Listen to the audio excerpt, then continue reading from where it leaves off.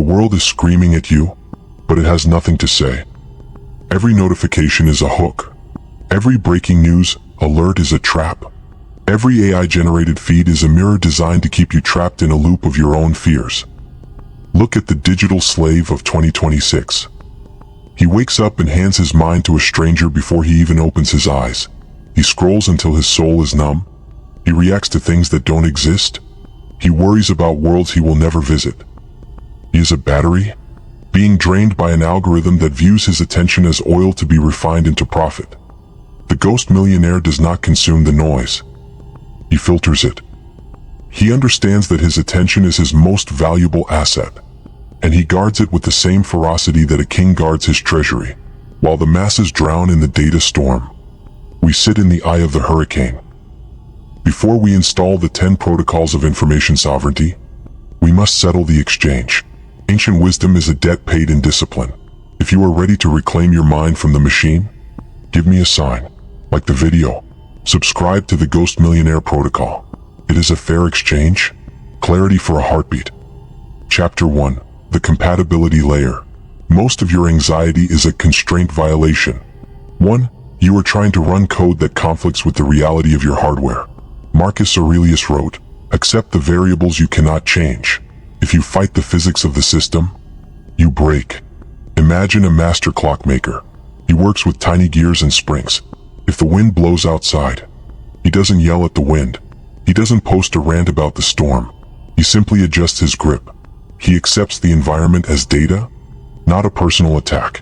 You are arguing with reality. You are angry at the algorithm, angry at the news, angry at the noise. Stop. The noise is the environment. Adapt your code. Don't try to code the world to fit your feelings. Chapter 2. The Cognitive Buffer. Zero latency is a B, not a feature. Epictetus taught, between the event and the response. 3. There is a space. In that space lies our power. Think of a master archer. He doesn't release the arrow the moment he sees the target. He breathes. He feels the tension. He waits for the buffer of his mind to process the wind. The digital slave has zero latency. Input, an insult online. Output, rage. Input, a market dip. Output, panic. The ghost millionaire introduces a delay. When the cortisol spikes, he forces a system pause. 1. He does not execute the reply function. He lets the emotional noise die down so he can access the logic processor. Chapter 3. The Garbage Collection. You are hoarding mental junk that is consuming your internal RAM. 4. Marcus Aurelius warned, do not waste the remaining part of your life in thoughts about other people. Imagine a massive library, but instead of books, it is filled with old receipts, broken toys, and the opinions of people who died 100 years ago. You can't find the wisdom because of the trash. Every day, run a garbage collection process. Delete the celebrity news. Delete the political theater. Delete the need for legacy. 1, 4, 5, 6. If it doesn't improve your current runtime cycle, it is garbage. Throw it out. Chapter 4. The Signal Filter. The world is 99% noise and 1% signal. You are drowning in the 99. Seneca wrote, to be everywhere is to be nowhere. Think of a radio. If you try to listen to every station at once, all you hear is static. To hear the music, you must tune out everything else. Stop staying informed.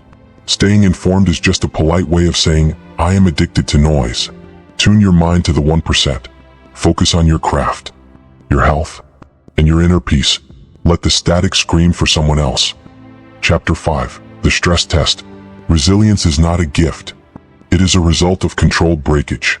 Marcus Aurelius practiced voluntary hardship to lower his baseline for suffering. 1. Imagine a skyscraper. It is built to sway in the wind. If it was perfectly rigid, it would snap.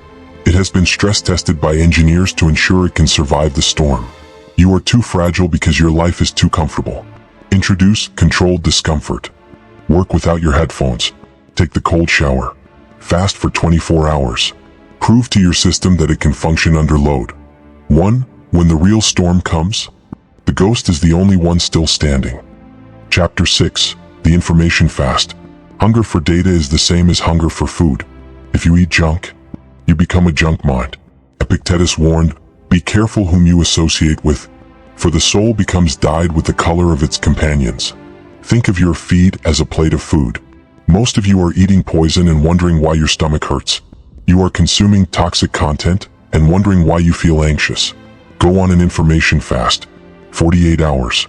No screen. No news. No input. Let your mind digest what it already knows. You will find that the hunger for noise is just a habit, and silence is the real feast. Chapter 7. The Black Box. The most powerful system is the one that operates without external validation. Marcus Aurelius said, "Everything that is beautiful in itself, and does not require praise." Imagine a black box. You put a problem in one side, and a solution comes out the other. You don't know how it works. You don't know who is inside. It doesn't have a marketing team. It just works. Be the black box. Produce results that speak so loudly you never have to explain yourself. Let your success be a system output that the world cannot ignore, but cannot understand. Chapter 8. The Truth Debugger. Self-deception is the greatest barrier to true intelligence.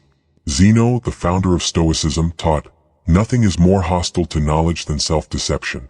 Think of a computer programmer. When the code fails, he doesn't cry. He doesn't blame the keyboard. He debugs. He looks for the logic error. You are lying to yourself.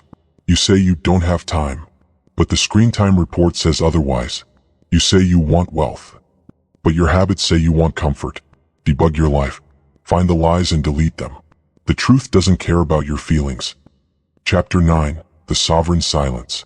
In 2026, silence is not just golden, it is revolutionary. Seneca wrote, "The mind that is anxious about the future is miserable." Imagine a crowded market. Everyone is shouting their prices. Everyone is begging for a sale. In the corner, there is a man sitting on a stone bench. He is silent. He is not selling. He is not buying. Everyone in that market is looking at him. What? Because his silence is a sign of power. 7. He doesn't need anything they have. Cultivate sovereign silence. When the world is in a frenzy of information, your ability to be still is your ultimate competitive advantage. Chapter 10. The Steady Heartbeat. Sound, the heartbeat returns, slow and steady. We return to the center, to the core of the ghost. Marcus Aurelius concluded, "The soul becomes dyed with the color of its thoughts." If your thoughts are scattered, your life will be scattered. If your thoughts are focused, your life will be a laser. You are no longer a consumer of the noise. 6. You are the filter. You have installed the protocols. You have debugged the code. The information war is over for you, because you have already won the battle for your own mind. Go now. Turn off the glare. Trust the filter. Become a ghost. Your power is in what you refuse to know.